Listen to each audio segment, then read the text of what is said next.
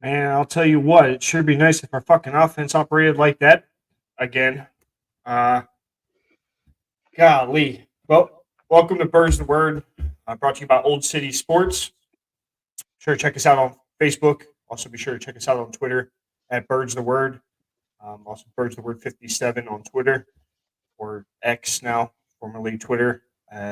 Also, be sure to check out Old City Sports for all the other shows we got going on. Um, You also check out Carrington and I on Twitter as well. Posting stuff all the time in regards to the birds. Also check out Matt, who is noticeably absent this evening, but he's here in spirit. He's at work. I imagine we'll probably be getting a bunch of comments from him throughout the episode, so we'll be sure to get those up on the screen and uh, get Matt kind of still involved if at all possible. Thanks a Odie lot. checks Thanks in. for nothing, Matt. Yeah, Odie checks in, says, "I want to puke." Yeah, I think we all do. Yeah.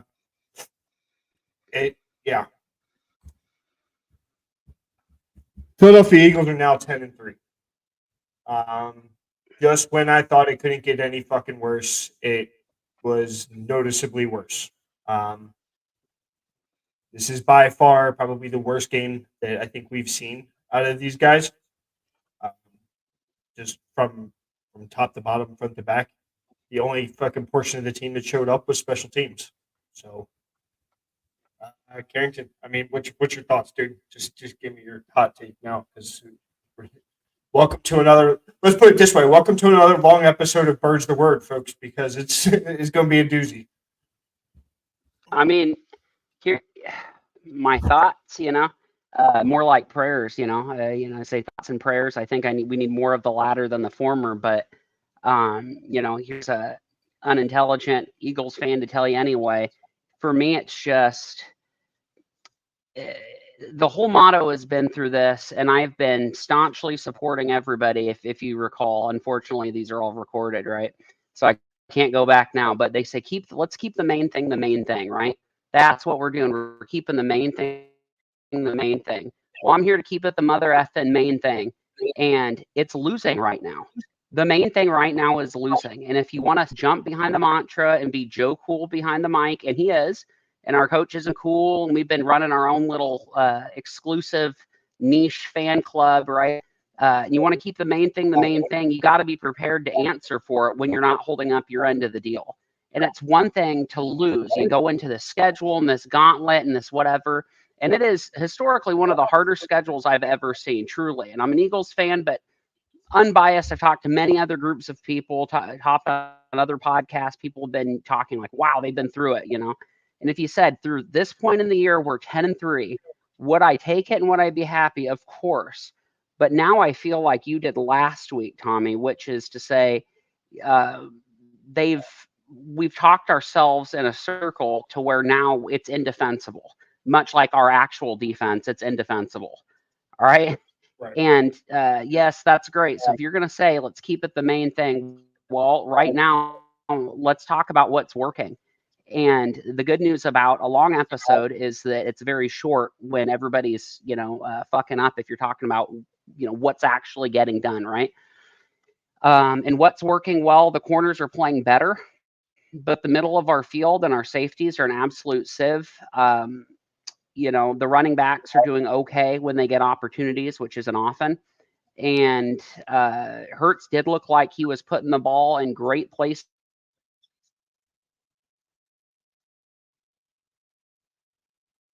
You cut out audio-wise, Carrington. You cut out.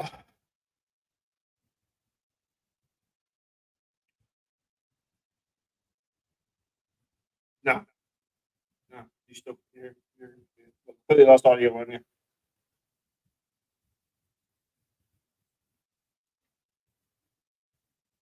All right. Well, with Carrington working on trying to get his audio working, I'll go ahead and kind of just I'm to the point now with this team, and the one thing that I'm getting very upset with is, after this loss, it was much of the same in regards to the response from the players. They were coming out and basically saying, well, we haven't played our best football yet. I'm sorry, but we're in week fucking 14, 15 now, and the excuse is starting to wear thin on me. I'm tired of hearing Jason Kelsey say it. I'm tired of hearing Jalen Hurts say it. It is to the point now where I am no longer going to continue to sit idly by and watch it and continue to believe in this team and their ability to be able to play. They are by far and large getting beat in all aspects of this fucking by all aspects. They are not the this I think that we have seen the best football out of this team, and it was against Miami. I think that's the best that we've seen this team play so far this season. Outside of that, that like I said, this excuse of we haven't played our best football yet. It's week 15, 16 now. You guys need to figure it out. If you aren't playing your best football by now, we are in a fucking problem. We are going to have a massive problem. So it's at this point, I'm hesitant to say that this is a good football team. Now, good football teams do find a way to win, and this team has been able to do that. However, when you get punched in the mouth like we did these last two games, it's time to take a step back and look in the mirror and figure out what the fuck is wrong, because something is noticeably wrong, because you are losing against really good football teams, and maybe we're beating some pretty shitty ones. I mean, it's maybe that's what it boils down to, and maybe some of the teams that we thought were going to be the heads of the the monster in regards to this schedule were not as massive a head in regards to the talent that they put up. Your son Quincy asks, how come team can play? They can play a team 1 week and kill them, and then play them on a different day and lose. Why is that happen?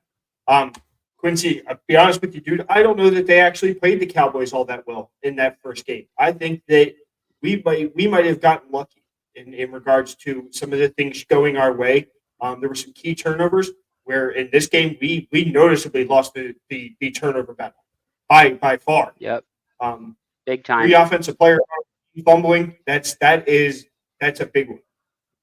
You just can't do that. You cannot put the ball onto the ground as the offense, especially with the way that we have problems already moving the ball offensively. So this is just one of the things. It's just getting to the point now where it's.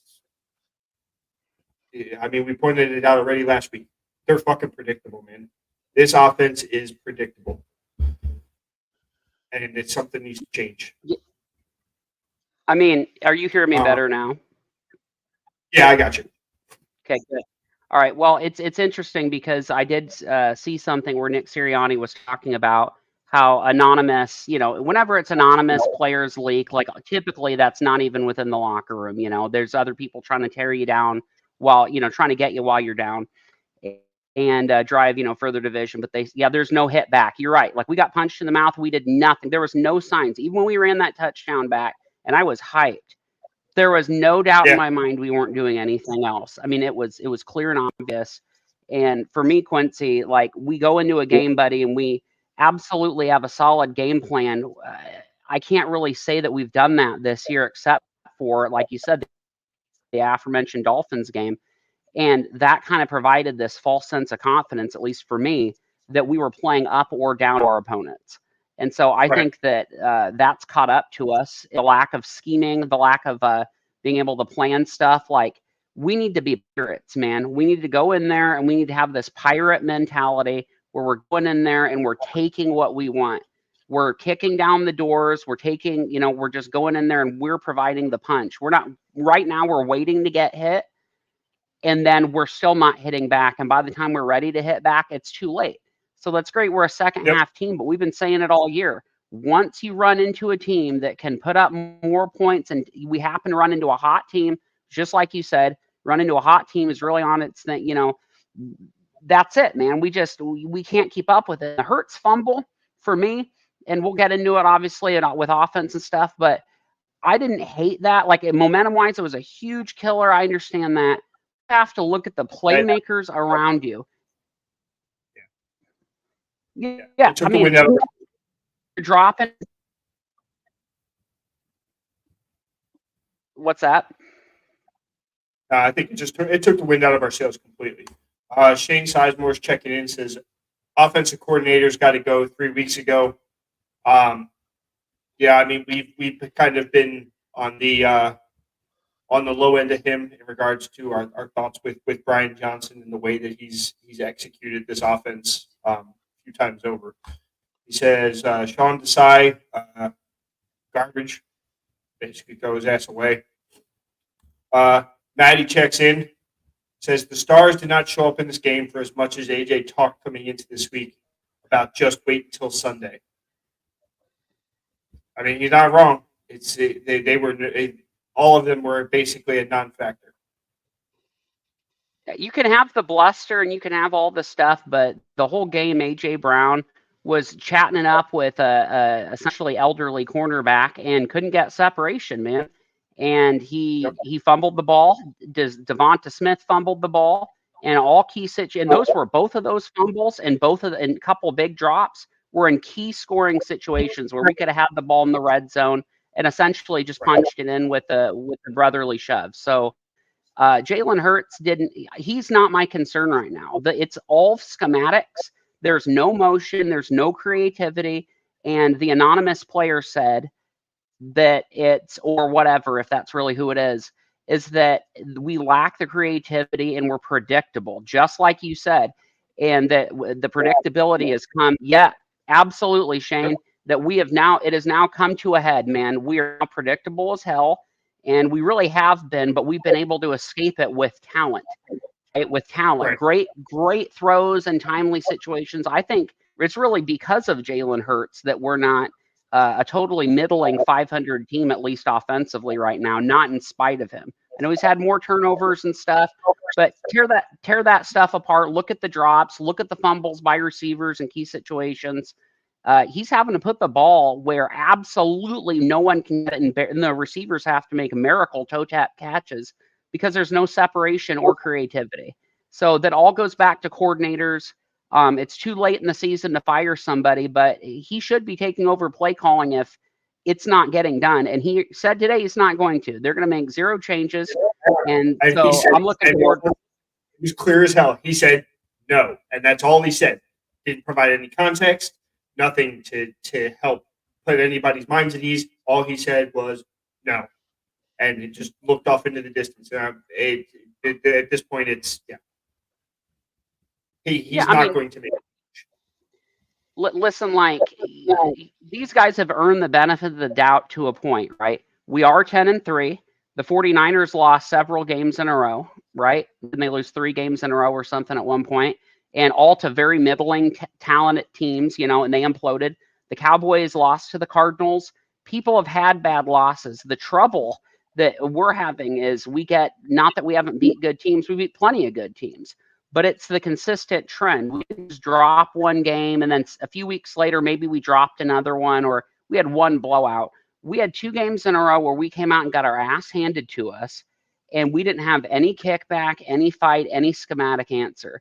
And if you can't go out there and have some personal fucking pride to go out there and say, I'm wearing this, this green on my jersey, I'm wearing the Philadelphia cross, we're playing the rivals.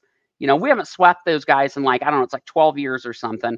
And so statistically, this, a lot of things were going against us here. And we've played a lot of games in short rest. I don't give a shit. Show some heart.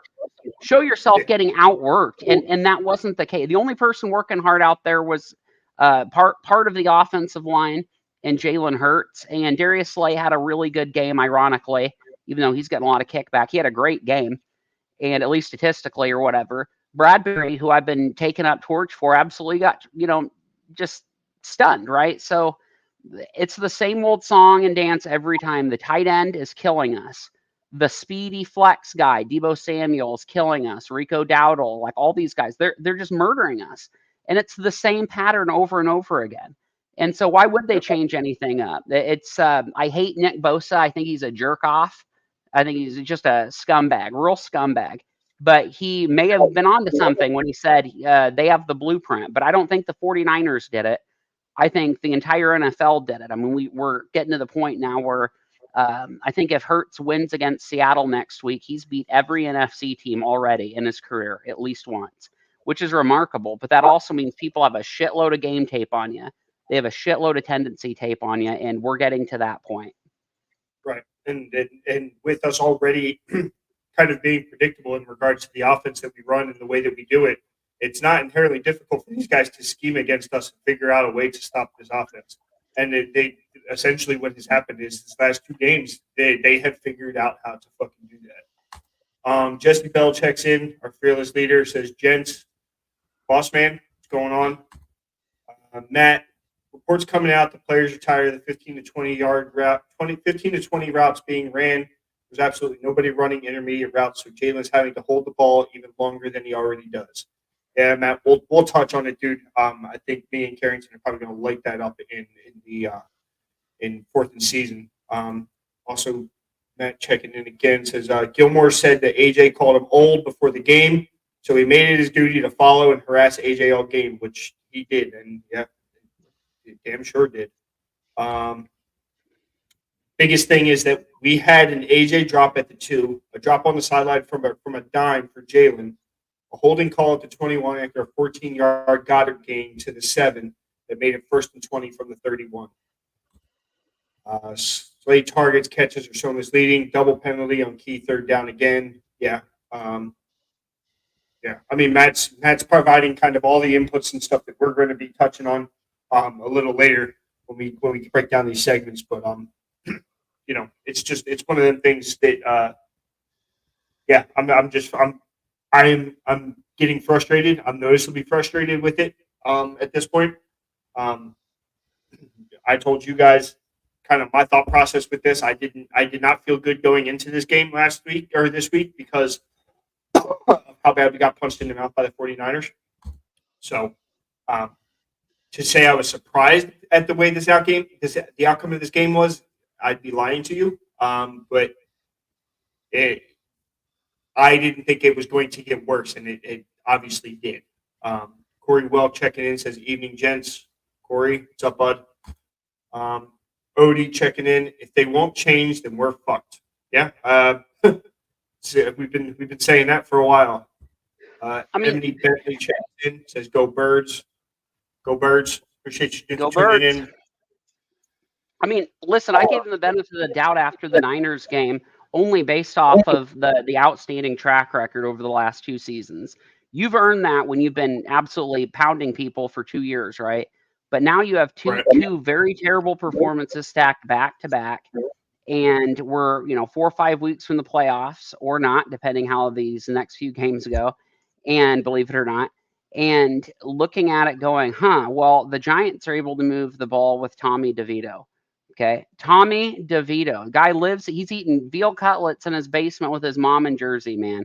Like, they pulled him off the street. Nobody had ever heard of that guy, and they'll never be able to convince me they had heard of him. And people are schematically moving the ball. The Vikings are stringing together wins. They're finding ways to do it, and they don't have the talent in a lot of key spots that we have. And what kills me about it, and it's just absolutely heartbreaking, is it's coming down to what I never thought would happen, which is an ego thing, where people are looking at it and they're going, my way will work. My way will work. And you saw it with the Niners. We're throwing 3 straight passes to start the game. You went out and you traded a decent mid-round pick for Swift. You have him working well. He's shown you. I mean, we all thought at the beginning of the season, like, if he can run like this, people are in for it, right? And then it just evaporated. Not the production, the opportunities. And the most arrogant thing, I don't care how long I've been working on a project, if I need help with it and somebody can come in and provide that help for me, I'm able to set my ego to the side. Now, my pride might take a hit, but I'm able to look at it for the good of the team, the good of the project, the group, and go, this person can get the job done. Me getting it done isn't important. Us achieving our goal is important. And I don't see any of that. It Right. doesn't strike me like the Carson Wentz situation, but Right. it's Yeah. You're not. Yeah. Well, I'm fucking not going to disgusting. belabor this anymore. Let's go ahead and just break down who our least valuable player was for this. I mean, there's a lot to choose from. So let's go ahead and get into cover 2.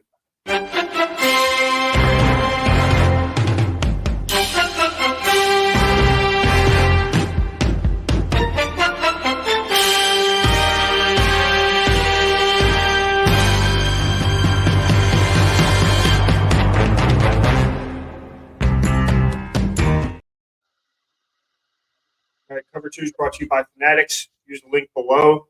Buy all your Eagles gear. It's you're coming up short on time if you're trying to get something for Christmas for your little ones or for your hubby. So make sure you are getting on there, using our link, and buying all your Eagles gear for Christmas this year. All right, yeah. Least valuable player. Harrington, who you got? AJ Brown, and to me, it's not even close. If you're going to talk the talk and you're going to be a mouthpiece, you better be able to. Odie, my man, you got to be able to. You got to be able to the wideouts. Yes, that's also a good pick, man. But for me, like Devonta Smith had an uncharacteristically, although he's had some up and down play. AJ Brown is supposed to already be that guy. Devonta's supposed to be developing into that person. Is supposed to be taking that step this year. But taking the step, you have bumps. You have bumps and bruises when you learn to walk and run, etc. AJ Brown is supposed to be that guy. He talks like that guy. He's getting paid like that mother guy. It just to be all dominated by Gilmore, to have so much attention, flustered your way, and for him to just come out and he looked totally shell shocked. He didn't look in control of his emotions. He didn't look in control of his play. He had two key drops. He had a super huge fumble. His run blocking was fucking putrid. I mean, it's hard to say. And if you look at the stats again and say he had a decent game, he did not. All right. He had a horrible, horrible game. And so many of those, he had at least 2 or 3 plays that were drive killers on 3 separate drives. That can't happen. No, I agree with you. He was not in a game where he needed to be a factor. He was a non-factor. So for me, obviously there's thousands of ways that we could go with this. Honestly, the linebackers actually played better than I anticipated. Morrow, I don't want to say had an excellent game. He kind of bounced back a little bit, or at least it looked like he did, ever so slightly. But yet we were still getting beat. Ferguson lit us up again, fucking horribly. And the least valuable player for me, Ryan Johnson is on my last fucking nerve. This offense is a shell of what the hell it used to be, and they ran the ball fucking 19 times or 23 times. 11 to DeAndre Swift for only 39 yards. 11 times. They have no game plan on how to incorporate this run the second that they get stopped behind 2 yards. Beyond 2 yards. They get stopped anything short of the 3 or 4 yards, the run essentially disappears. The whole second half, the run game was noticeably gone. You didn't fucking see it. It didn't happen. Now, mind you, we were playing from being down. I get it. We're trying to get ourselves back into the game. But this is also where I kind of had no problem putting the blame on Jalen Hurts. I know you kind of said that Jalen Hurts seemed to have an okay game. I don't think that Jalen Hurts had a good game. I think this was the first game where I actually seen Jalen Hurts reaction and reacting in a way that he didn't seem like he was calm, cool, and collected like he has been in the past. This actually seemed like this one had him fucking frazzled and all over the place. At one point, there was a drop back where he essentially was out of the pocket. I think he sees the pressure, but he's not feeling the pressure, and he's getting himself out of the fucking pocket way too quickly, putting us Yep. into a shitty situation. He's not going through his progressions. I don't know. It's Carson Wentz-esque in the way that he's responding to the pressure that he thinks he's feeling, but he's not really feeling it. He steps up into the pocket on 99.9% of those plays.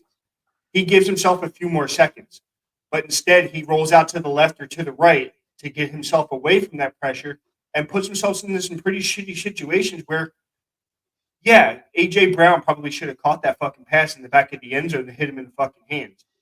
However, had he stepped up into the pocket instead of Jalen Hurts running out to the right, he could have caught a noticeably open Devontae Smith in the flat. That was relatively close. That was right there. He's not doing any of this shit effectively anymore, and it's becoming noticeable. He's frazzled every time that he drops back to pass, and it's starting to get on my last fucking nerve.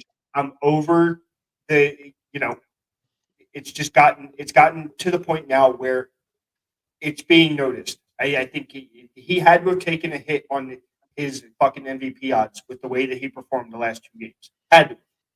Oh yeah, he dropped the last game. I mean, they're very fickle when you have three people that are very, very close to each other. It's going to be, what have you done for me lately? But my biggest deal is not that he isn't a problem, but he isn't the problem. I mean, you look even statistically. I'm not saying you're talking stats, whatever, but 18 to 27, and I think there were 4 drops. Okay, like it's not like he didn't throw a bunch of picks. He didn't hit a bunch of people in the hands that were a bunch of turnover worthy plays. He had the fumble early on, and you factor in those drops. You're looking at a very, very high completion percentage, at least 250, 260, and 2 touchdowns minimum, right? And then we're going, okay, so the offense needs more motion, more creativity. He needs to stay in the pocket more. But he is down here on my list of priorities.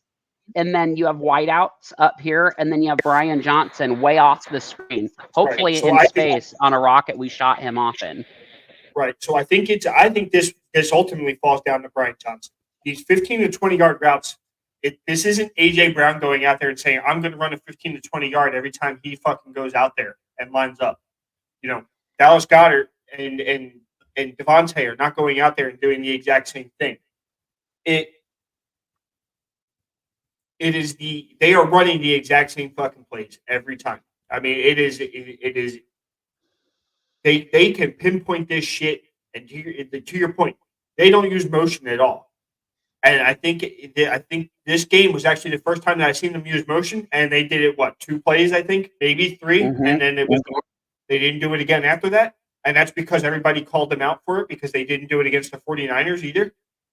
I mean, it's getting to the point now where you know what? Bring Frank Reich back. I'd like bring him back, but bring him in as a fucking advisor and change the thought process in the way that you're running this offense because it's not fucking working. It's just not working. Yeah, because if you fire your offensive coordinator right now, you might as well just say the season's over. And I'm telling you that for a number of reasons, right? Both chemistry, camaraderie, the relationship Hurts has with him, et cetera, et cetera. It's a bad move right now. It was a good move earlier, bad move now. But by bringing Frank Reich or somebody like him that's at least a respected voice in the NFL, you can bring an adult to the table. So you have Brian Johnson and Nick Sirianni, and you can have somebody saying, hey, because that's play calling is not necessarily Nick Sirianni's 100% thing, right? His work is more with the wide receivers. Well, wide receivers are like his main specialty, right? With doing the cuts, and Devonta Smith is credited to him with a lot of his growth too. And he was smart enough to take the step back. That's why I never thought ego would be the issue. But you need to have an adult come in the room, for lack of a better word, and say, hey, somebody objective, and go, I'm nobody's uncle, brother, or whatever, and say, we need to go ahead and this doesn't make any sense. You need to do this statistically. Somebody with an outside. Businesses do it all the time. You have a fledgling business, they bring in an outside consultant, and the reason they don't do that internally is because there's internal biases, right? So we need to bring in somebody outside that understands, the paradigm that's happening right now and knows how to maximize the plays that, to the best effectability, right? Like we have Dallas Goedert and AJ Brown, great possession guys. Maybe we need to put Devonta in the slot to change it up. Maybe we need to have, two running backs and, so, put Swift out at wideout like we were doing earlier, which was working fantastically this season. And then they just never went to it again. And it's like they're only comfortable getting creative when they have some sort of a lead. And then they kind of bundle it up again. And then, it gets close and then we go back to what was working. But you can't do that against really, really good teams. And I mean, to be clear, we beat plenty of good teams this year. But it's not going to be good enough for the playoffs. The scope is narrowing. Yep, absolutely not. And that's kind of where we're at. I mean, it's just the what I was kind of saying earlier. Guys can't keep saying, "Well, we haven't played our best football yet." You can't keep saying it. You are way too far into this season to not be playing your best football right now. Like this is where it needs to happen. Now I get it. We're getting ready to roll into the easiest 4-game stretch that we've had. But Giants ended up beating the Packers last night. DeVito's not rolling over. Seattle has fallen short a couple of these last couple of games, but and when I say falling short, I mean we're talking one possession things here. They're not getting blown out by really good teams. I mean they almost beat the freaking 49ers. Like it is that close. So this isn't going to be another pushover game for us. We're going to need to play sound football against Seattle this coming week, and it's the game shifted to Monday night. I think that's a blessing in disguise at this point because they need a fucking break. I mean, they just need to, and they need to figure out how they're going to do this and capitalize on the opportunities that are being presented to us. And then Matt checking in again says DK always kills us. Gino should be back next week. Kenny Walker's healthy. But that's a good thing. That's a good thing, and Matt. I'm gonna tell you why it's a good thing, man. So, as somebody who has Kenny Walker on his fantasy football team and is being absolutely pounded by his own wife in the championship right now, is that which shout out Nikki, but that DK is going to get his right. He's going to go off. It's kind of like when we played the Falcons. And they had Julio, and there's just going to be stuff you can't prevent without regard, to what he's got going on. They also have Jackson Smith and Jabba. They have real Tyler Lockett. They have really good receiving core. And yeah, that's scary, but they actually started to get some continuity with Drew Lock. And now you're going to shift to another quarterback again. And while he has familiarity and everything else, you're talking that Charbonnet and Walker both were questionable to start it. You have Njaba, who is dealing with an ankle injury, right? And then you're going to switch quarterbacks again, for Monday Night Football. So I think that's good. That might play in our favor because they're not going to have that same chemistry and continuity. But to your point, they're not going to roll over. I mean, this is the NFL, man. If you come out and you have a huge game against the Eagles, we went to the Super Bowl. Just like when people play the Chiefs, they're going to get your best shot every single week. That, and to add a hard schedule and limited rest on top of that is tough. But you're going to get everybody's best fucking shot. And if you don't think you're going to get everybody's best shot, look at the last 2 games. People have you circled on their calendar forever. You can talk your shit and do whatever, but you better back it up. Every Eagles fan in the world is going to stand behind every single one of these players. But if you can't back up your shit, I mean, football or not, you go into Philadelphia and you start talking smack, you better be able to back it up. Right. Yeah, I mean, it's what it's boiling down to at this point. You have to back it up. And AJ talked a lot of shit the last 2 games, saying, we're going to do this, we're going to do that. Big play Slay. He's notorious on Twitter, and he can't keep his fucking mouth shut. Matt says, holy shit, let me get my cheaters. Yeah, I also am not using schedule as a complete excuse, but those teams are absolute dogs. Plus, the 2 of the 3 best teams in the NFL are the Niners and Cowboys. Schedule has absolutely dogged them, but they haven't shown an ounce of fight in 2 weeks. And that's exactly what Carrington said earlier. The fight is completely gone at this point. All right, well, let's go ahead and get into 4th and season and talk about this offense, break this shit sandwich of the game down a little bit more. Trying to stop a 4th and 26 and in essence take over. Plenty of time. Down the middle, it's Mitchell. Where will they spot him? They're going to get forward progress and a first down.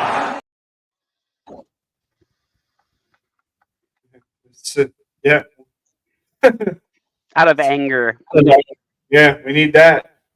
All right. 4th and Season is brought to you by Righteous Felon. Go to righteousfelon.com and use the promo code OCSN for 15% off best beef jerky around. You have 5 days left to get 50% off your shipping. So make sure you guys are going on there and utilizing that. Also, if you order anything over 50, you get free shipping. So, the super easy to get this stuff right now. You can either order a smaller pack and get it for 50% off shipping, or you can order over $50 and get it to you without having to pay shipping at all. There's a nice little $70 gift box thing that I was looking at on there. It looks like it's worth every penny. You get like 24 different kinds of jerky. So nice. Really nice shit. Yeah. Well, I'm just gonna put it up there. Where the fuck is the run game? Man. Yeah. DeAndre Swift, 11 carries, 39 yards. Kenny Gainwell, 4 carries, 28 yards, which is probably statistically it's probably his best game that he's had in regards to the amount of yardage that he's been able to accumulate on the lowest amount of carries. And then Boston Scott, 3 carries, 9 yards. Ran for a total of 106 yards. If you count Jalen Hurts runs that he did, a couple of his QB draws that he ran, which were he ran 5 times for 30 yards. But 23 carries, 106 yards. Our longest run of the day was only 11 yards.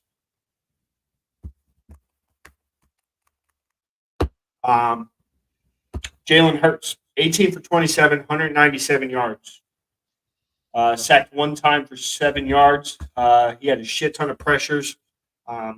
He was on the move quite a bit in this game. Our offensive line had a pretty rough fucking day, if you ask me.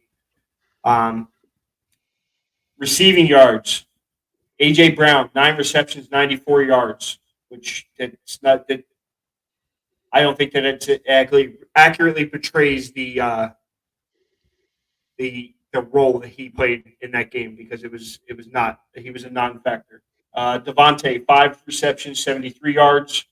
Goddard, 4 receptions, 30 yards, which it was nice to have him back. He was a good addition back, but it really ended up not being See, I think Goddard's statistics, like if you go by player grades and, PFF, et cetera, Goddard had one of the better games out of all the Eagles, especially that bullshit penalty that wiped out that game. I mean, he could have had a much better day, and he is very impactful. But I think one thing this has showed me is that in the offseason, we must get a younger tight end. We must get somebody that's the heir apparent and start the Zach Ertz to Goddard, the Selleck to Ertz to Goddard line of succession that we touched on in the very first episode. I know it's your very favorite topic. And that I think it's that Jatavian Sanders or somebody from Texas, dude. That guy looks legit as hell. And somebody like him that can, or maybe just draft somebody from Iowa. They always seem to just be haunting my nightmares. Just in general, even if Notre Dame's tight end's coming out on the draft too, so he's pretty good. Penn State, they got pretty good tight ends too. So yeah, they do. There is options in bunches out there for us to be able to find the heir apparent and play that game if we really want to. Florida State has a guy too, and I won't get too deep into draft stuff yet, but named Johnny Wilson, and he is a sensational, very, very, very, very, very, very tall receiver. He's 6'7", 259. We are avoiding indictments. Nah, they're in the Big Ten. They're like family, But they are dodging that. They're tap dancing around lawsuits like crazy. It's hell of a deal. Good for them. Yeah. We are. And but Johnny Wilson, man, that guy 6'7" as a receiver, 6'7", man, 259 or something, or 248. And I think he'll eventually transition to be a tight end, and he would be a really great. He's who the Eagles thought Tyree Wilson would be. You know what I mean? Like Right. that kind of big hooper guy, and really good fluid route runner too. And he's an okay blocker, but they need to do something, because that stat line from Dallas Goedert was totally misleading. And then you have AJ Brown, who, again, like you said, very misleading. The amount, he was actually a negative for me the whole game. Like, it was an attention suck. He wasn't a good run blocker. You have receptions, and I'm not saying he didn't try or whatever, but football is as much mental as it is physical, man. And he bombed it. He bombed the mental. The physical wasn't so great either, but he definitely bombed that. And then you have Lane Johnson and Cam Jurgens with two of the lowest rated player grades on our entire roster. It's shocking because Lane Johnson hasn't let up a sack in how many fucking games? Since like 2021. And this was he led up that one to Micah Parsons, and then he was the fucking sieve for the rest of the game. He was gay. Micah Parsons had Lane Johnson's number, and I don't know if his fucking groins bother him. I don't know what the deal is there, but he seemed like a completely different fucking run blocker too. He was a massive problem and a liability at one point. And Mailata didn't look fucking great on the other side either. I mean, he played better than Lane did, but it was, Cam Jurgens, I think, ended up going out hurt, right? Yep, he went out hurt, but before he got hurt, he was not good. But I also think, I'm not letting people off the hook because they did a terrible job. But to your point about Brian Johnson, if you know you're going to pass 95% of the time, show me the line that's defending that well. Not many. Just all you have to do is play a video game and pass the entire time, and you're going to throw a lot of picks or get sacked a crap load of times, right? But you watch these people in must-pass situations, and it feels like the Eagles are in must-pass situations as soon as the game starts. The drive starts, and they just abandon the run.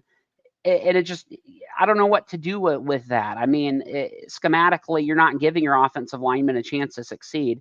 If the defensive line, you have, Dorrance Armstrong and Micah Parsons and all those guys, and they're teeing off every single play, you're screwed. I mean, DeMarcus Lawrence and Micah Parsons, and all they have to do is just tee off and rush towards the quarterback. You're screwed. And you're going to face people with good pass rush in the playoffs because you don't get there without it. And you have to be able to do check downs and, those little button hooks, not just screens, but quick slants, button hooks, anything to get the ball out of your quarterback's hands, also to get the football out of his head. Because right now he is processing everything. And they should be. I heard some analysis. They said even Kyle Shanahan, and the great teams that are going right now, Mike McCarthy, and I don't think he's a good coach, but he's apparently better than ours. They put in little mechanisms for their quarterbacks to read and fire, react, fire, and get them out of their hands. So even if your offense is absolutely crushing it, you got McCaffrey, simplify, make it as easy or as hard as you want to do.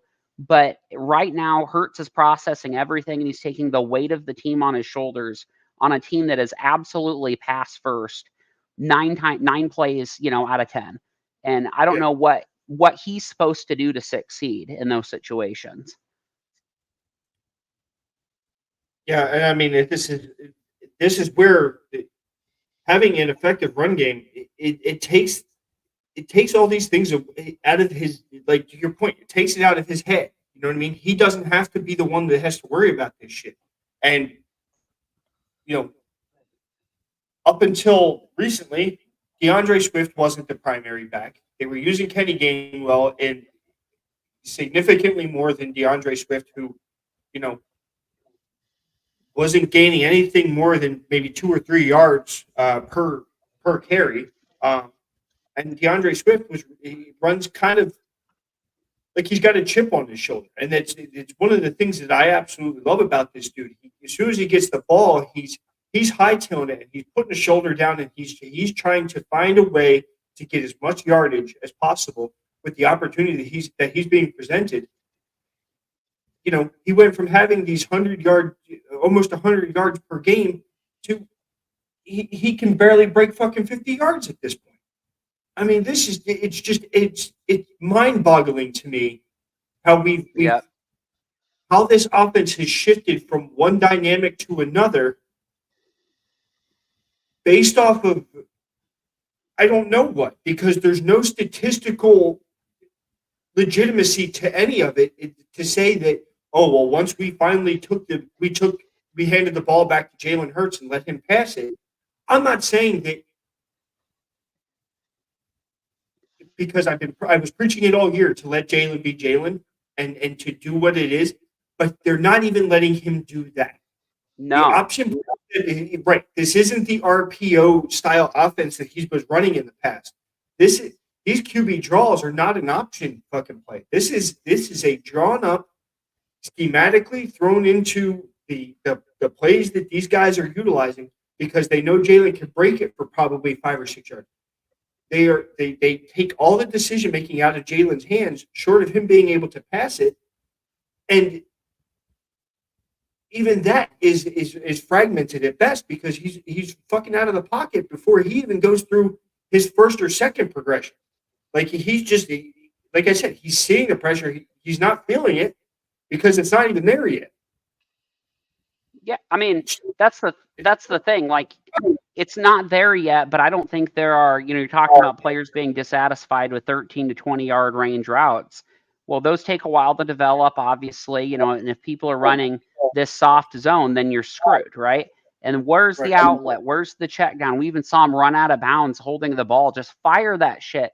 But it's very, very, very clear that there is a total disconnect. And I have never been more perplexed. I mean, I've really, really like worked this over in my brain.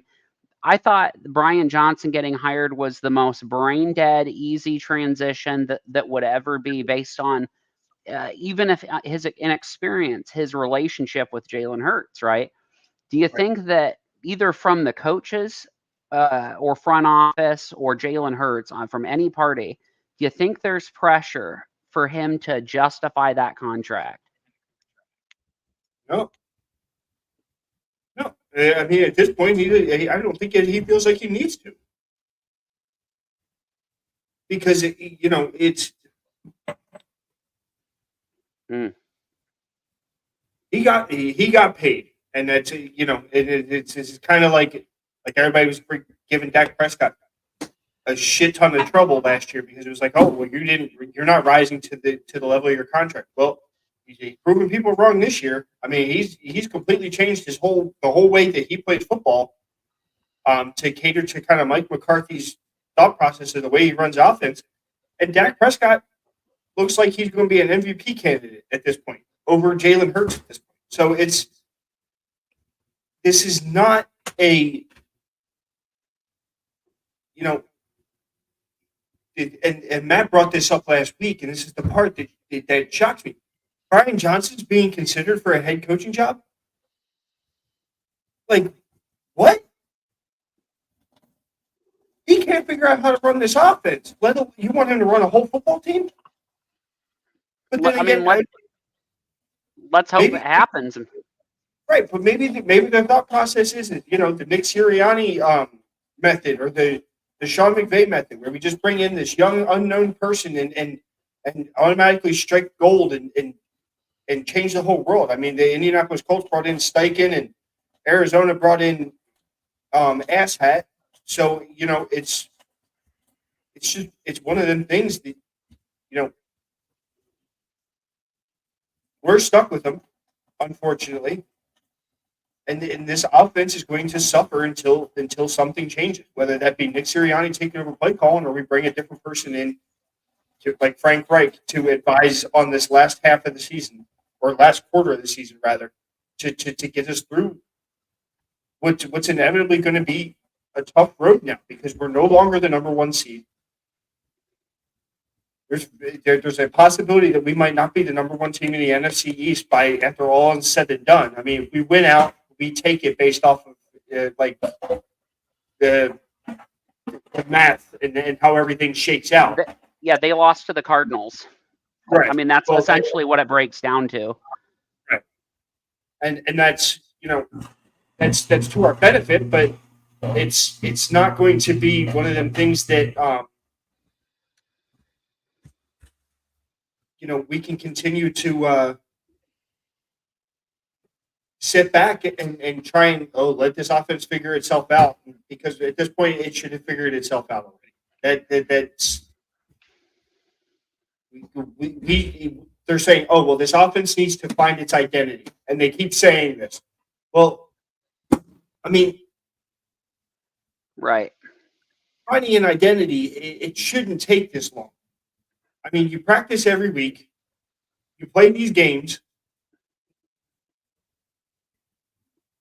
and my wife just said it's a bullshit term. So I mean, it's just Yeah, I mean, it's finding your identity is it only applies when you're like the Cowboys. You know, they had a rough stretch, and since then they've gone 7-1 or 6-1. That's finding your identity, right? That's figuring out who you are as a team.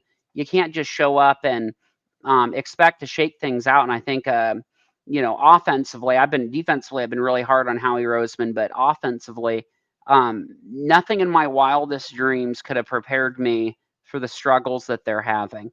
And I know that they were very reliant on tight ends. It's like we knew things were bad, but holy shit, like when Goddard went out last year, again, injury prone a little bit at this point, but came back very quickly, and it does make a difference in the offense.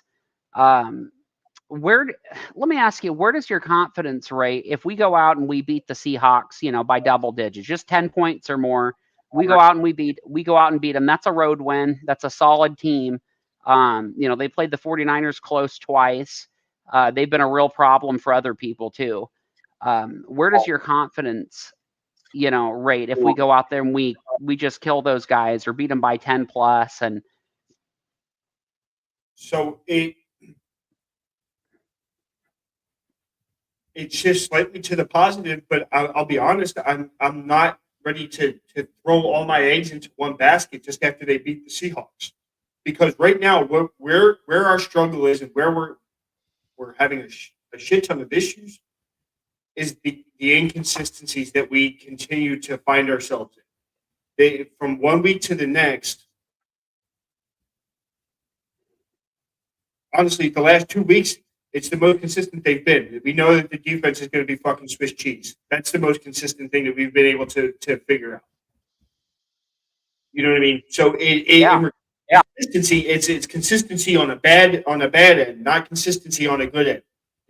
The offense is not operating well enough in regards to week in, week out, being able to execute the game plan effectively, because one thing or another potentially changes the way that they do that. Whether that be the defense that they're going up against, or Brian Johnson in the fucking game plan that he decides to construct based off of what it is that he's observing on film, which 90% of the time it's wrong, because they have to change it in the second half to be able to counteract whatever the fuck it is that they did the first. So it's one of them things that I'm going to need to see them, and unfortunately, this is one of them things where as we come into the ass end of this season, there's potential that we are not going to see some of the starting players potentially play in some of these games, especially depending on how things shake out. Because Cowboys are getting ready to roll into a pretty tough stretch coming into this, where these games might not necessarily matter. So, short of the first place thing, if we continue to compete, we have the potential to potentially have that. But as far as like if you erase the first place in the conference out, and all you're doing is competing for the division, at this point, if Dallas loses one other game and in one or two games that in this 4-game stretch,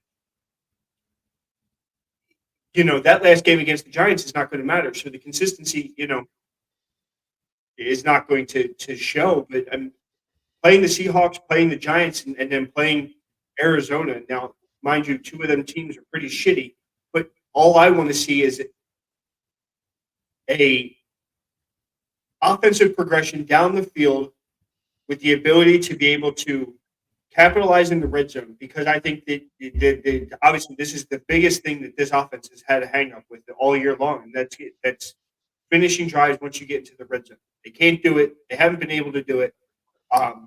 You know, we got excited the last couple of weeks because it looked like maybe they had figured it out, but even still, it's still kind of it's dying on the vine because once again the only fucking offensive points that we got were from our kicker, and it was from 44 and 52. I mean, they are not giving him or doing him any favors, and that's the discipline of the offense. You know, we shot ourselves in the foot quite a few times on some offensive penalties that probably shouldn't happen. You know, I mean, not Kadarius Toney bad where you line up off sides. We're like this is other shit. You know what I mean? So it's one of the things that Nick's preaching. Oh well, we play good, sound, disciplined football. Yeah, but you can't fucking score in the red zone. So it really does it really matter? Oh, you're going to rely on Jake Elliott to get all your points for you this season because that's what's normally boiled down to. Yeah, and we did a lot of pace setting and tone setting last year and this year, which I really, really loved. Of course, I come from my fandom, grew up in like the old school option football, right? So that's where my roots are, is that I can take or leave passing. I'm fine with either. I just want to win. To me, defense and running travels. And that's the only thing that matters, is that you got to go out there and you got to put up a good show on defense, and you got to be able to possess the ball. And to me, the Eagles were able to do that very, very well last year, even better. And then when we started this year, we had several drives that were, 13, 14, and even some up to 18, 19 play drives, 20, I could see it, type of drives where we possessed the ball and we were able to cover up for some of the inadequacies and the inconsistencies on our defense by simply possessing the ball and denying the other team opportunities, right? So now that we're not doing that, I don't think the defense is plunging as much as people have thought. I don't think TJ Edwards was covering well in the passing game anyway. He wasn't covering tight ends. CJ Gardner-Johnson, people point to him all the time. He was abysmal in coverage. And I'll defend that till the day I die. He had all these, interceptions, 3 or 4 of them were off tips, whatever. It doesn't matter, but he wasn't moving the needle either. Mark Sepps wasn't shutting down the opposing, receivers, and maintaining the back end. They were okay. I think that our lack of ability to possess the ball has started to hurt our defense more than we could have ever imagined, and it covered up a lot of stuff that we didn't know was there. Because when you possess the ball and you take the time away, it's almost as good as being up multiple touchdowns, because you're able to pin your ears back and go after people. They're knowing, hey, we may not get the ball back again. We're going for it. Then you're putting your offense in more favorable positions. Right. And that's kind of what Matt was saying. Other teams 100% know when we're running because the offense is beyond predictable. Plus, it takes so many negative yard plays to take the ball out of Swift's hands, and defense just pins their ears back, and they have the ability to be able to just kind of dictate how that offense is going to perform. So ultimately what you were just saying. Odie asks, if we win NFC East, Cowboys and Niners play each other, right? No, not necessarily. Cowboys are going to be at the top of the wild card. So they would need to win the wild card game, and then depending on the seeding and things of that nature, how this shakes out. The next 4 weeks is going to be interesting to see how the NFC playoff picture is going to shake out. I think the NFC is a little bit more predictable at this point in regards to where some of these teams are shaking out. The AFC is going to be a fucking doozy trying to figure out. I think there's like 7 teams that are 8-6 or 7-6 or so. It's going to be, that one will be shaky. So I don't have a legitimate answer for you on that, Odie. It's going to be. If the 49ers end up taking the number 1 seed, they're going to have the first round bye. And if they are the number 5 seed in regards to the wild card, they would not play the 49ers. They would play the whoever the second place team would be, depending on record. So it might actually be, honestly, it might end up being the fucking Eagles and Cowboys in a playoff game, which would, that would be yikes. Hard to get excited about that, and I'm an optimist. I think a lot hinges, like you said, in the next 4 weeks. The Cowboys play, I think, the Dolphins for sure, and they play the Lions. So, and those are two teams that are going to need. I mean, the Dolphins need a win, like I need oxygen right now, right? I mean, they need a win bad. That loss was as big for us as it was for anybody because they have the Chiefs right on their heels, and they cannot afford to drop any more games. They can't afford to drop not a single one. And same with the Chiefs and everything else. But looking at that, the layout, man, if the Cowboys, they have to go. I think they host the Dolphins, and I think they're at the Lions, or I might have it reversed. But I don't know, man. I mean, I can't see the Cowboys getting out of that without a loss, at least one. And if they drop a game, then maybe that last game at the Meadowlands becomes even more important, right? Or Meadowlands. I'm so programmed in, but just really getting them locked in and stuff. But I would prefer that we don't have to play that last one because that is a absolute ACL trap. Everybody gets injured there. And so it would be interesting, though, if the 49ers and Cowboys ended up playing each other before we did. That would be pretty cool. Yeah, it would be. But, we'll see how that shakes out. It's where the next 4 games is really going to kind of decide the playoff picture, especially wild cards, especially if we are continuing to perform the way we have been.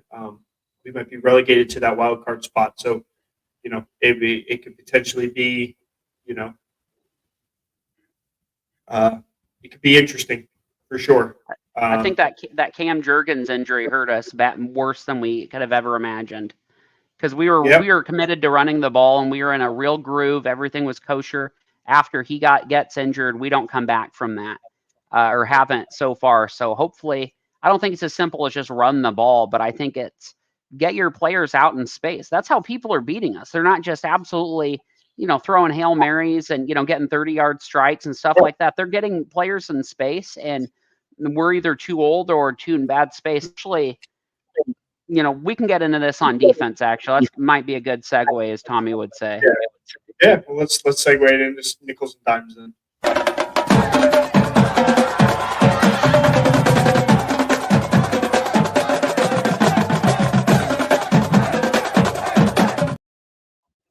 All right, nickels and dimes is brought to you by Warlord Men's Grooming Essentials. Visit warlordbeardoil.com and use promo code OCSM15 for 15% off your beard products. So defense. You were already kind of touching on it, Carrington, so I'll let you finish your point, man. Go ahead. All right, so listening to Kevin Byard and just hearing him, and how is his name pronounced? Is it Bird or Byard or what is it? Byard, yeah. Byard. Kind of listening to him talk, and I saw this quote where he said, a lot of motion, I think, got us out of position. We were outplayed and out-coached today. We weren't clean enough on the details, and he's been here for like a hot minute. I don't think we were clean enough on the details of coverage and the things we were doing today. It wasn't a whole lot of air yards. It was a lot of catch and runs that turn into big plays. And when you leave guys wide open, it's not going to end well for the defense. Yikes. Is that not the same shit we've been saying for the last fucking 7 weeks? You're right. You're absolutely right. It's just, oh man, it's like when you think something's bad when you're a kid, and then you look at your normally stoic dad or mom, and then they're also scared or sad. Shit's really bad. Right. And hearing this from a seasoned veteran player come in and say he's been here for a few weeks. If anybody's not going to complain about a lack of instruction, or it's going to be the new guy basically. And he's going, we're being out-coached. We're not in position. People are wide open. These schemes suck. I mean, read between the lines a little bit, but not too much. He's calling out the defensive coordinator. I mean, that's not a good look for our team. It's not a good look player to coach, but props to him for having the balls to stand up and say, listen, it's, something's rotten here. And we got to figure out what it is. Shit is not working, but it's kind of like a play stupid games, win stupid prizes situation. Let's leave these people wide open. Why, when we play Tyreek Hill and, the shell of Jalen Waddle at the time, are we, bump and run? Are we doing the press coverage and we're doing release to safeties instead of just wide open, sticking on that man-to-man coverage? when we have two guys that are more than capable of doing it on the outside. In fact, I would argue that when you have older corners, it's almost better to play press with safety help than it is to try to do the zone where you're trying to just compete and have people fly in. So especially when you see like Sidney Brown, who has the ability to be able to traverse the field so quickly. This isn't a fucking question as to whether or not it would work. He's not utilizing the personnel, and I think that's ultimately what this boils down to now. I think Desai has gotten so comfortable with what he has that he's just like, okay, well, we'll just play, Matt's favorite thing. We'll play 10 yards off the fucking ball and just let these guys get these balls underneath. And we saw what happened. I mean, they lit us the fuck up. Like CeeDee Lamb and Ferguson had these guys are quick as shit. They had a field day. Field day. I mean, that's what I'm saying. Like looking through and going and go, okay, like we have all this talent and you have all this speed. They tried to get Keely Ringo out there a little bit and he had a semi-rough afternoon. But to me, that's not what it's about, man. Like Blankenship getting injured obviously has a huge effect, although I don't think it has any difference in the outcome on that day. It's just get it together a little bit schematically and be able to look at yourself in the mirror and go, I would rather lose trying to mix it up and do something different than repeatedly get my teeth kicked in, because we didn't need Gannon. We didn't need Sean Desai. If I wanted to watch people play 10 yards off and give up a bunch of third and longs, we could have kept Jim Schwartz. You know what I'm saying? Like the more we do, the less we accomplish, it feels like. And Desai, I had it was the direct opposite between he and Johnson. I was very concerned with Desai and not very concerned with Brian Johnson because of the continuity at an absolute minimum. And for me, man, I don't know. He's used to utilizing a lot of safeties too. That's the confusing part. Like Sidney Brown is the perfect guy for him to be in this system or schematically, right? The perfect free range rover, and then he plays 6 or 8 snaps the game before last. It wasn't much. Yeah. And he was huge, right? And he came through, repeatedly. So for me, if you're not utilizing your personnel, that's where maybe you make a change and you go, hey, this isn't working, whatever. But he said repeatedly, I'm not going to make a change. I hired him for a reason. He knows what he's doing. On offense, I think you could make the argument, even though there's a bunch of shit that needs fixed, that we left a big ass amount of points out on the field. At least 14 to 17 points from just a lack of execution alone. Just lack of execution. So we're calling the wrong plays. The balls are getting in their hands, they're fumbling or dropping them. But on defense, it's not lack of execution. These guys are not in position to make plays. Jesus Christ, you have a 3 oh God, I'm so fucking frustrated. You have a 3-tech that takes all this fucking space in the gap, dude. He takes up the guard in the center. And what are we doing? Are we shooting linebackers in the Are we utilizing Sidney Brown like a Devin White? No. What we're doing is having people sit back on their fucking heels and wait for people that are much faster and more athletic than they are. Hello, offense meet defense, usually the fucking case, to meet the fucking gap. And you have all these advantages, and you're not using the personnel. The personnel he is using, he's not using correctly. It's right. What the fuck? Right. So, and this kind of brings me to my point with the front four, right? The sole highlight of this whole entire fucking defense is the strip sack that fucking Jalen Carter picks up and takes it for a touchdown. That's the whole highlight to this whole defense the entire game. Outside of that, I have nothing that I'm excited to say that this defense did well against the fucking Cowboys. I was so disgusted, and like I'm literally sitting there and calling it out. Hey, watch this, hon. This is getting ready to happen. And she's like, no, it's not. And then sure enough, fucking it happens. So it was like it's I brought this up last week with the front four. They are still continuously not getting home. Dak Prescott was sacked 3 times for 15 yards, but the sacks for the 15 yards, I think a couple of them were just with the way that it wasn't our defensive line applying pressure to him and getting to him on a consistent basis and forcing him to make. They obviously didn't force him to make stupid plays because he didn't throw any fucking interceptions at all, which is exactly what you need to do to Dak. You have to force this man to make mistakes, and he will do them. But we're not getting home enough to be able to do it. He's not utilizing his strength, which is that defensive line. Jordan Davis and Jalen Carter, they're not applying too much pressure anymore. They're not being utilized all that often. And he doesn't disguise any of his schemes. He sends the 4, and that's it. Hassan Reddick is the quickest guy on that's getting to the quarterback. And by that point, he's already got the ball out of his fucking hands because he's going through his progression so well. And the fact that we're playing off these guys so bad, they had a field day in regards to across the middle again. Nobody can cover the tight end. But that was much of the same. Shaq Leonard didn't get utilized at all. I mean, what, 3 snaps? I think he had 3 snaps the whole entire fucking game. 3. I mean, what did we bring the dude in for? Like, I get it. He was brand new. He probably didn't know the defense just yet. But to be honest with you, the defense doesn't really.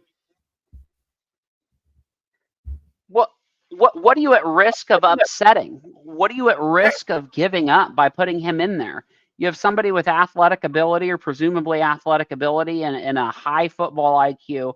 What the fuck are you at risk of missing here, right?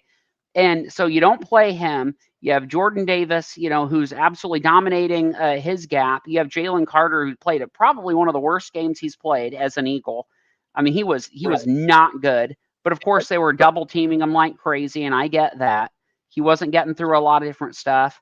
Fletcher Cox made a great play, and otherwise, you had 1 garbage sack basically by Hassan, which I'll take it. But then it's like you said last week, who's getting through? It's Hassan Reddick. We're pinning. Hopefully, Hassan gets there, and Josh Sweat has kind of disappeared to that point, right? So looking at it even more like, let's get the defense. Josh Sweat had 3 tackles.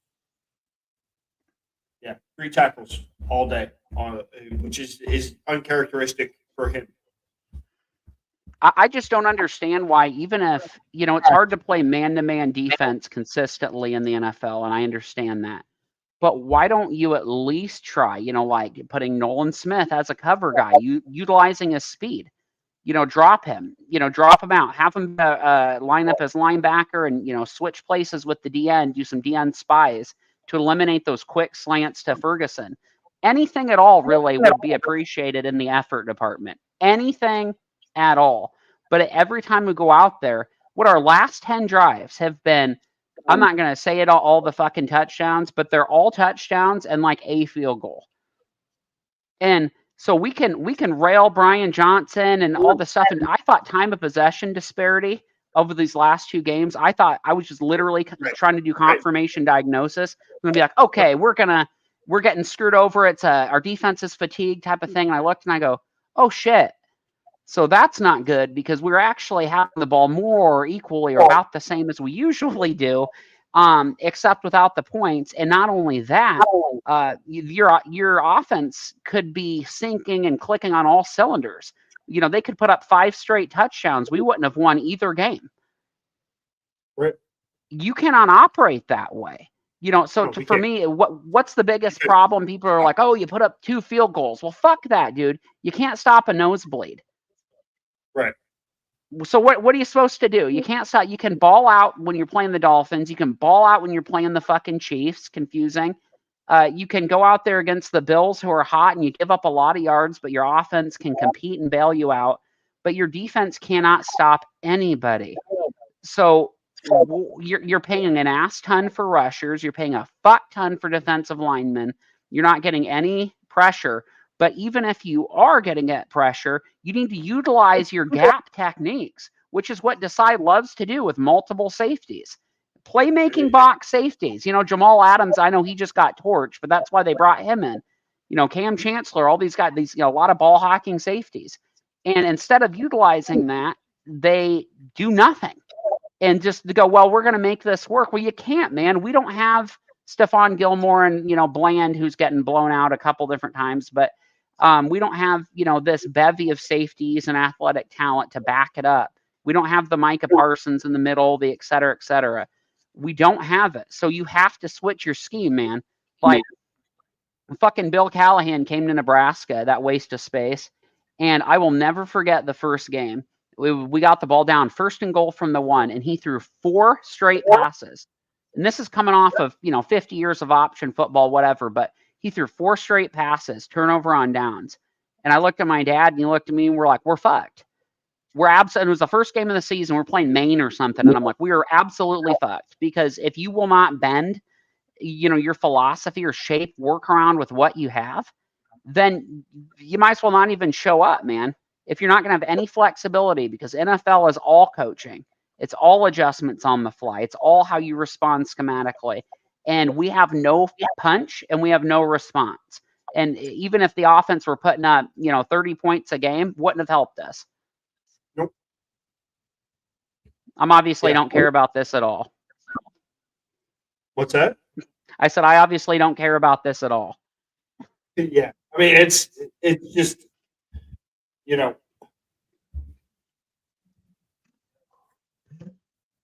fucking defense.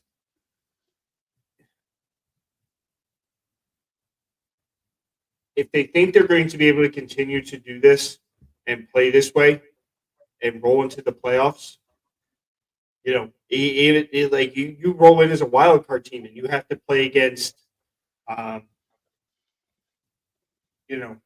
the who would be the other NFC team at this point? We might see Seattle again.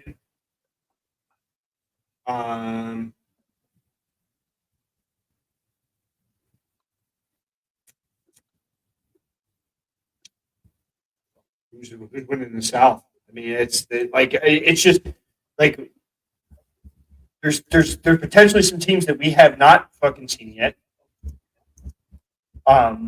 That could come in and be a factor against us if they execute properly. It's not that far fetched of a concept. Minnesota. Minnesota could end up being a team that we end up facing in the wild card that we don't want to face. That's not a team that you want to go up against when Justin Jefferson comes back, playing the way that they're playing right now. Yeah, we had no problem taking care of that early on in the season, but that means nothing now. It's a whole new season once the playoffs start. And if the defense plays anything like what they've been playing the last couple of games, we're fucking screwed. We are screwed. It's oh god, it just fucking pissing me off. Right now, because of the way the playoffs are done, which is kind of antiquated, but whatever. The Buccaneers are the 4th seed, and you have the Vikings and the Packers. They're in contention right now. The Rams are out there. Seahawks, of course. If when we beat these guys, we'll probably knock them out of contention. Most likely because of the way this bottleneck is. But geez, man, you got the Saints play the Panthers next. That's a win. You even got the Bears. Believe it or not, the Giants. The Giants are a game out of contention right now for a playoff spot.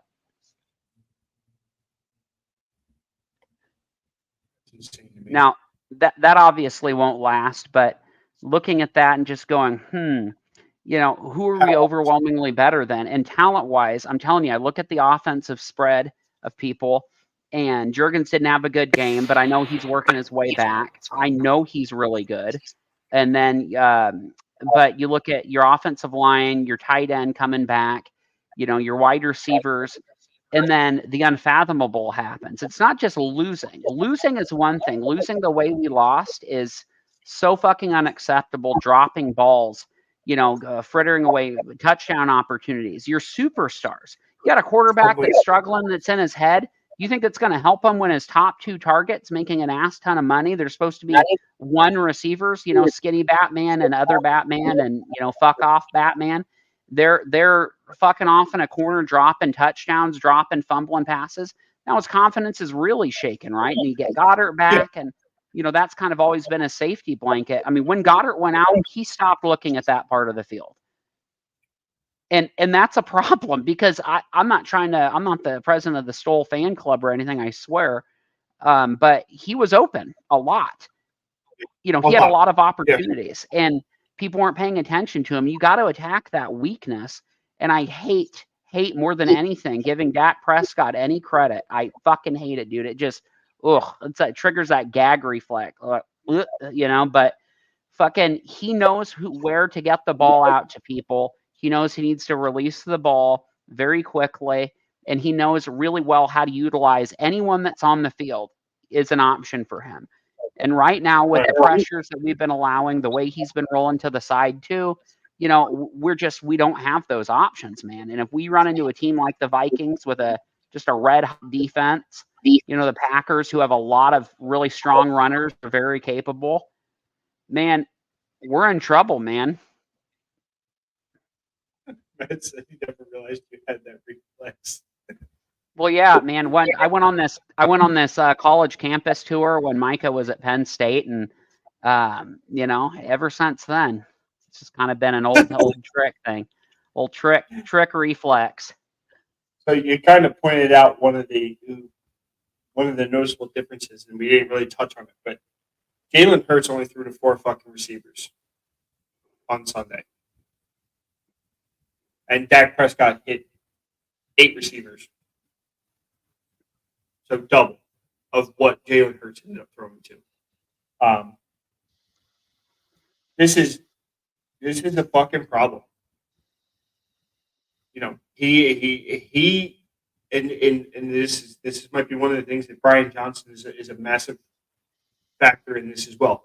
You bring in people like Julio Jones, who, even despite their age, still has potential to provide you some kind of impact. You clearly know that he still has the ability to catch a football, because he did it across the fucking middle and caught it in the end zone and took a shot.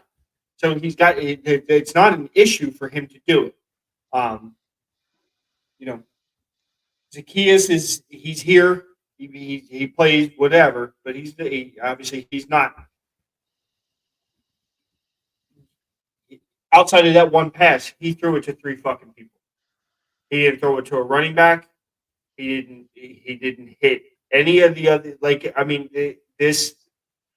It is so fucking one-dimensional, and he does not go through his progressions at all.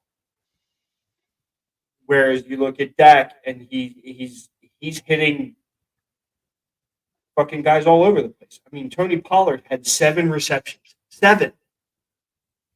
He had the most receptions on the fucking team. They're running back. I mean, that's supposed to be us, Tommy. That's supposed to be fucking us. That's what we were told. Right, and it is clearly not fucking that. And I mean, our defense, we already knew it was fucking Swiss cheese. That was a given. We knew that. But here we are. We another week, another fucking game where we're talking about the fact that we don't have linebacker help to cover down on the tight end. We don't have they're playing across the middle, and they're able to capitalize on it. And they're taking it for 11, 12 yards every time he drops back to pass. Well, that's exactly, we're giving them the exact same. I mean, of course they're going to take advantage of it. They know we're not going to adjust to it. I mean, this shit is just, it's like, I'm not going to have any fucking hair by the end of the season. It's gone. I'm just, this shit baffles me. And Desai and Johnson, none of them. None of the coordinators are adjusting to it at all. It's almost like, okay, well, we made it. We made it to 10-1 without having to fucking change anything. Let's go ahead and just continue to roll that out there, because hey, it worked the last couple of weeks, or the last 9 weeks. Oh, okay. So now do we adjust now? It's been 2 weeks of us getting our asses kicked and punched in the fucking mouth before we're finally going to adjust, or are we getting ready to roll the same old bullshit back out there again on Sunday against the Seahawks? Because the Seahawks will capitalize on it. Pete Carroll's not going to sit there and just roll over and and continue to, they're competing for a playoff spot. So at this point, it's this game it's going to be one of them things that I hate to say it, but it's a fucking trap game. Everybody's like, oh well, Seahawks, they're not that good. It's a fucking trap game. This game could potentially derail the rest of this season. They're good in the places that we're good in, right? This is what I was talking about with the Jets and the different things, like Commanders. God, it's so hard to remember that stupid name. But having a great defensive line and doing all this whatever, they have Woolen and they have Weatherspoon out there, and Quandre Diggs and the ghost of Jamal Adams. But they're good in the places that we're not good at, right? Or that we're really good at, rather, like matching up with the receivers, like having the safeties drop in the box and stuff. And on the flip side of it, they have very, very, very fast, 2 very quick receivers, and one of the most game-changing possession receivers in the game, right, in DK Metcalf. So that's an issue. Geno can move. We haven't been tested a ton by mobile quarterbacks, which is just another dimension for us to worry about with linebacking, which sucks. So in the same capacity, yeah, I think it definitely sets up for a trap game. The Seahawks are an ironic opponent for us because are we going to roll out the same shit? You look at 2-3 weeks ago, they were getting manhandled a little bit, and Pete Carroll pulled Woolen out of the game. And he was one of the up and coming, looked like, whatever, and he still is, but he pulled him out of the game and he benched him. And you can't be afraid to ruffle some feathers, man. And pull somebody out and you coach them up, talk to them. It's never fucking too late. Maybe you need that in-game talk, more than practice, while the example's still fresh in your mind. But he pulled them out and he was mad and everything else. But by the end of the game, it ended up being a good experience and he's back to form, unfortunately. So for me, what are we going to change? And what terrifies me more, I mean, I trust our ability to make an in-game coaching change about as much as I trust a Notre Dame transfer quarterback. I'll put it that way.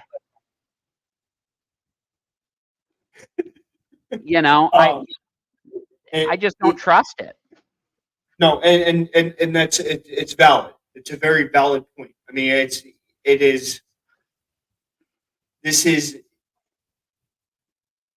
one of them things that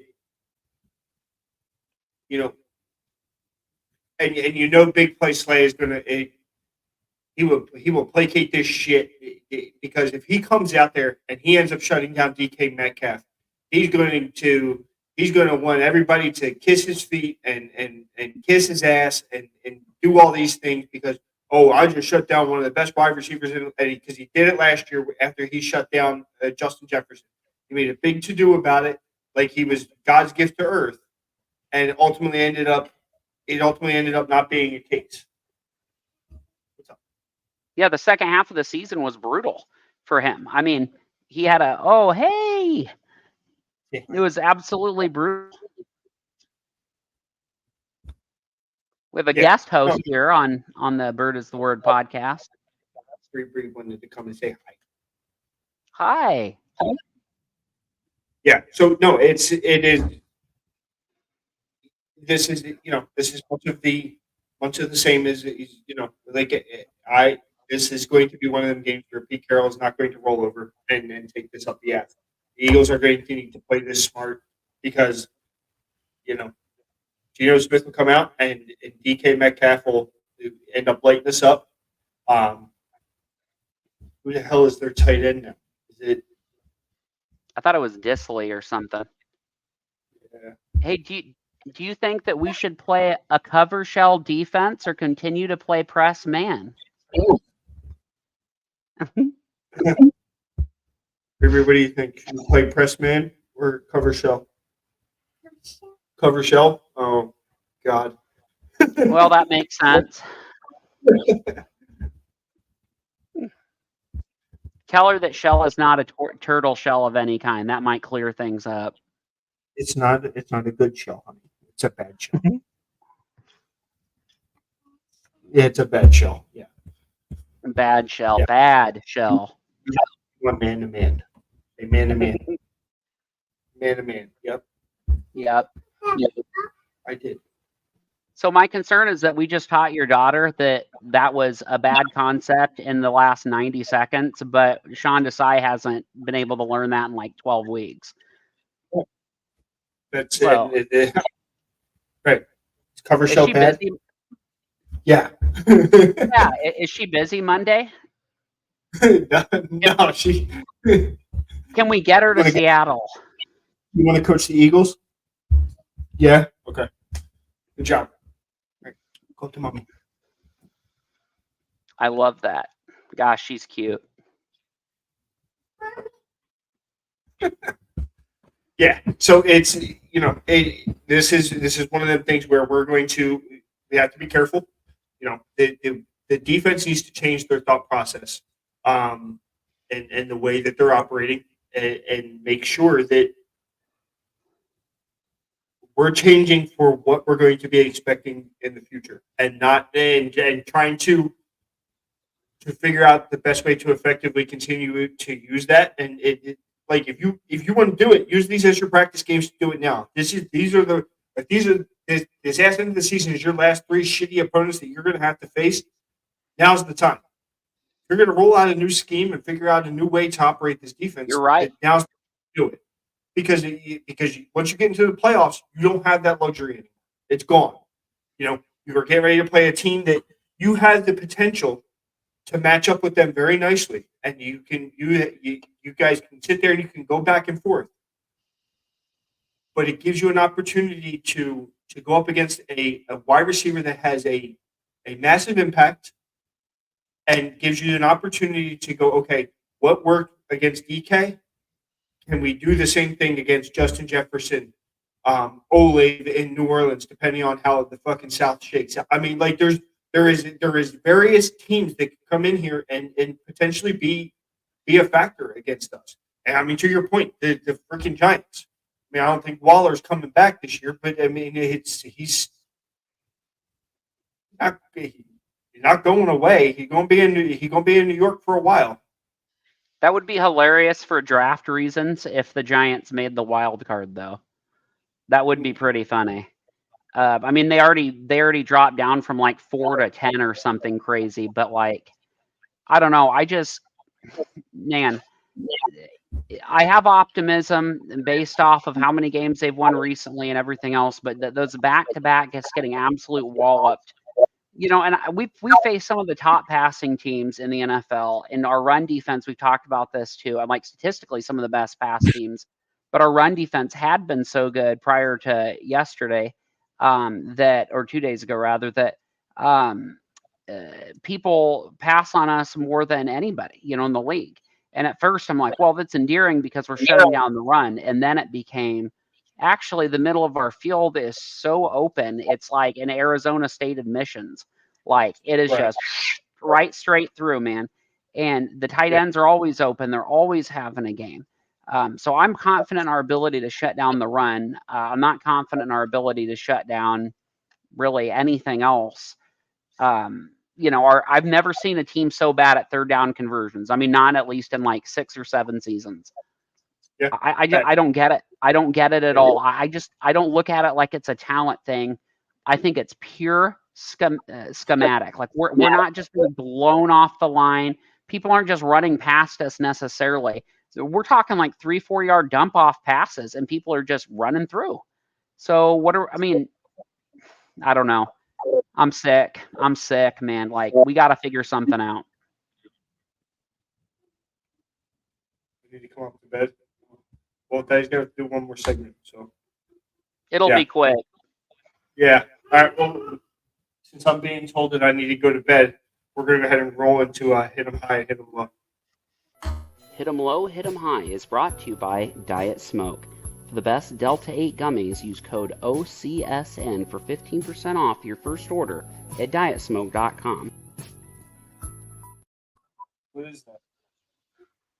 All right. Yep. So let's talk about my least favorite suddenly topic, MVP odds. So to your point, Yep. Dak Prescott, Brock Purdy are at a virtual deadlock, basically. I mean, Prescott's kind of the leader, but it just depends what service you use. I try to aggregate all of the services. I have a spreadsheet that kind of does them all.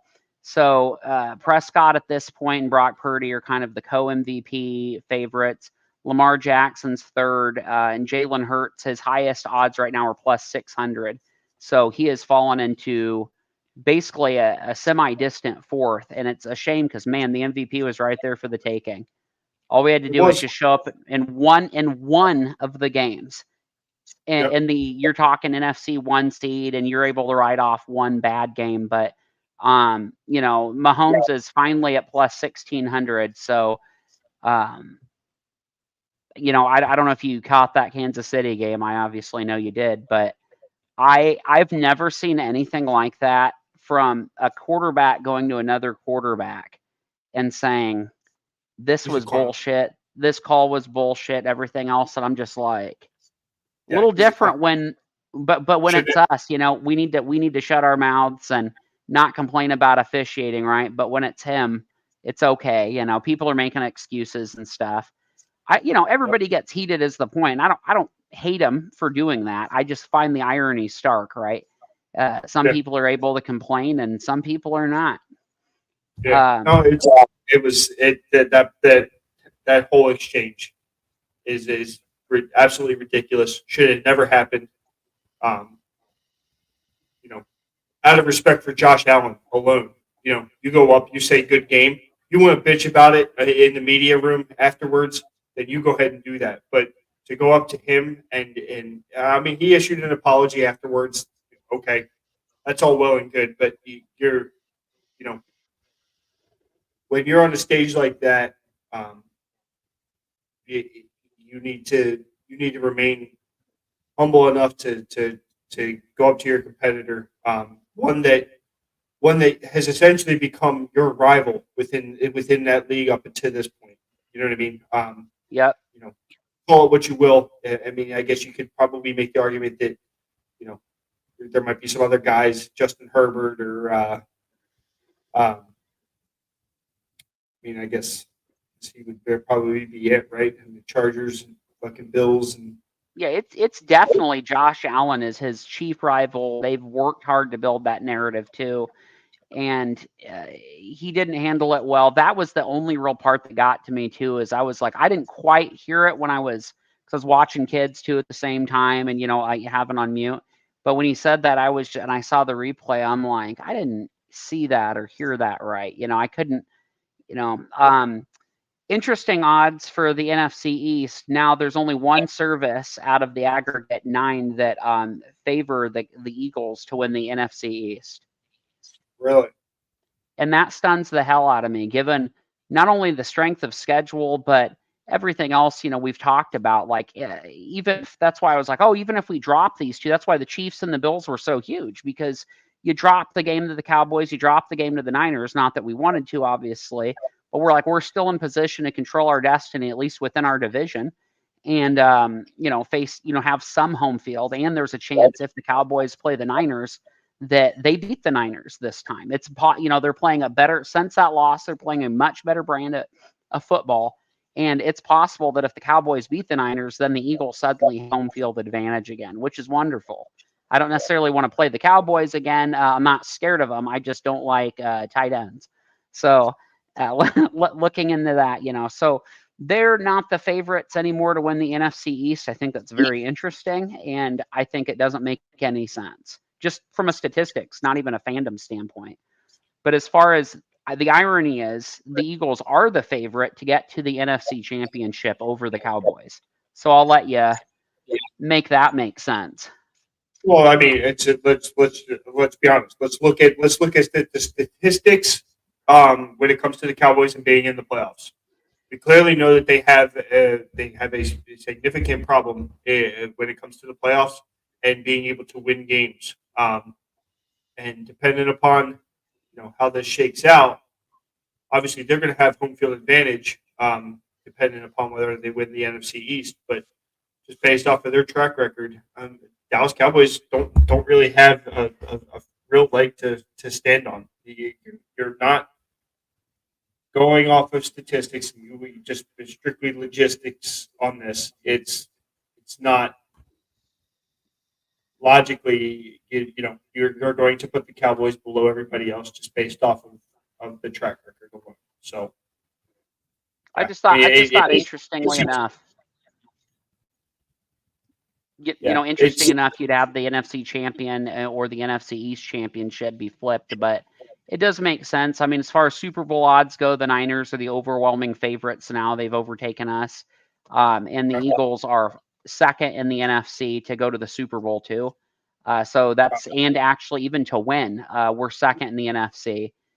Followed by the Ravens are second or are first in the AFC, and the Chiefs are actually second in the AFC, which I think is interesting given, their recent struggles. And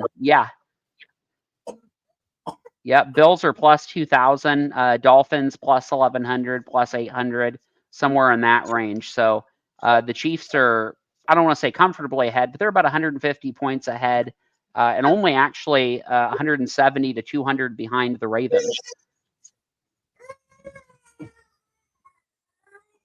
All right. Well, I think that's going to go ahead and actually kind of wrap this up for us tonight. Go ahead and call it an evening. And, we'll go ahead and try and do some pregame coverage to the Seahawks game on Monday night, sometime this weekend. With that, we'll go ahead and call it the night and close it out. Go Birds. Go Birds.